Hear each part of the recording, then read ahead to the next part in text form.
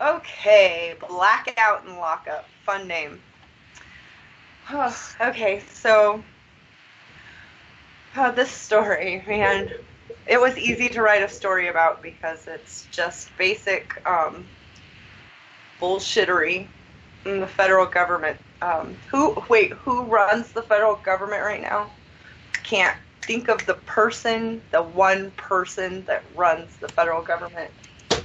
Our president. That's who. Forgot. Yep. A power failure at a federal detention center in New York City spawned a humanitarian crisis worsened by authorities' response as guards wearing scarves, coats, and layers of clothing policed inmates who coped with very cold conditions in short-sleeved shirts and light pants, a lawsuit filed on Monday said. The lawsuit, filed in Brooklyn federal court by the Federal Defenders of New York City, cited numerous disruptions caused by the outrage that resulted from a January 27th fire at the Metropolitan Detention Center in Brooklyn. Defense lawyers have not been able to visit their inmates who were reporting little to no heat, little to no hot water, minimal electricity, near total lack of access to some medical services, or access to telephones, televisions, computers, laundry, or commissary. Inmates also reported smelling noxious fumes and seeing prison officers wearing masks, even though none of them were ever supplied to the inmates, this lawsuit also said. The Justice Department said that power was restored around 6:30 p.m. local time on Sunday, and that it was working to prevent future problems. The injustices were occurring just as freezing Arctic air began rolling towards the East Coast.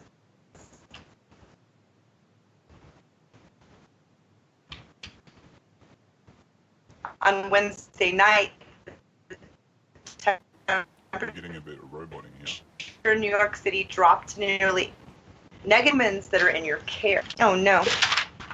And always. All right. Let's see. And if you ask me, it is completely inhumane to do to humans that are in your care. Authorities violated the constitutional rights of over 1,600 inmates by denying them legal visits, which is, you cannot deny legal visits, and said that this is also in the lawsuit. Protesters gathered outside the prison right after the news reports that inmates had largely been without heat or power for over a week.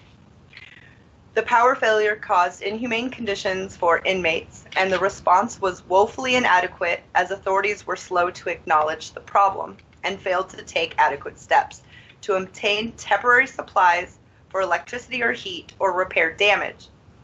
The warden put out an upbeat report about the conditions of the inmates, but this report was corrected by the lawyer-in-chief of the Federal Defender's Office, Deidre Von Dornum, when she toured the facility on Friday. Stated inmates were wrapped head to toe in towels and blankets, and their windows were frosted over. Even more disturbing, perhaps, for the inmates, their cells were pitch black, and they do not have flashlights. She also said that senior officials at this prison were indifferent to the problems during her tour, even as the guards complained to her about how cold it was.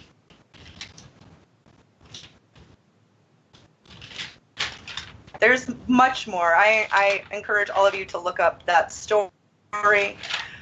Parents and wives and husbands tried to make it during the protests over the weekend.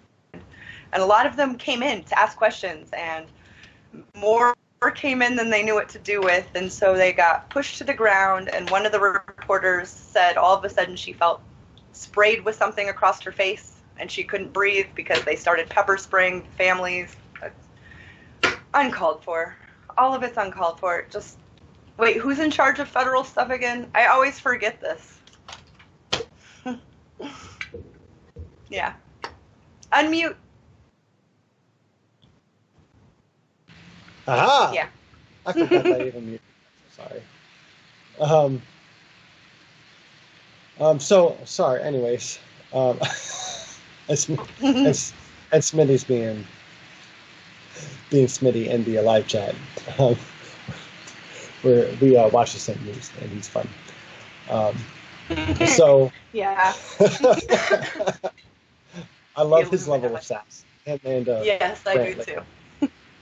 So, anyways, I watched a little bit on that just today, even, and it kind of makes me sick because, of course, it does. But also, it's just like it makes me think like we're supposed to be running the country, like it's the people. Congress has the most power in government. Like, constitutionally, they have the most power in government. Why is that? Well, the why is because they are closest to the people. The House is closest to the people, and then the Senate. So you should call your state representatives and tell them when you have issues with shit, because that's what they are there for.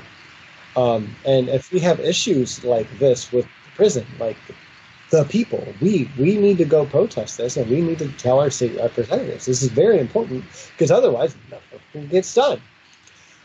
Because we're not doing it. We're the ones who have to do it if we want this to be a government controlled by people instead of the people controlled by the government, which is kind of what we're going towards with a more capitalistic system and lobbyists galore, right?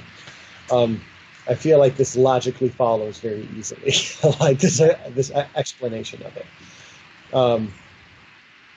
So I just don't understand why there wasn't a protocol. Children go to school. They have fire drills. They have drills when something goes wrong. You, in prison, are responsible. However you think about these people, I don't care. Your job is to take care of them. They can't watch. They cannot get sick and not taken care of on your watch. And if the building loses electricity on your watch, you have to fix it. And there should be a protocol at the federal level across the board for inmates. When things happen, storms happen, electricity goes out, fires happen. There needs to be a protocol. Absolutely. Like you said, these people, no matter how bad they are, right, are under their care. They're under our care. Like, we pay for their care. Oh, like another thing about this lockup facility, many of them there are not charged with anything at all. They're too poor to pay for their bond to get out. So they're there waiting their trial. So there's that too. Yeah.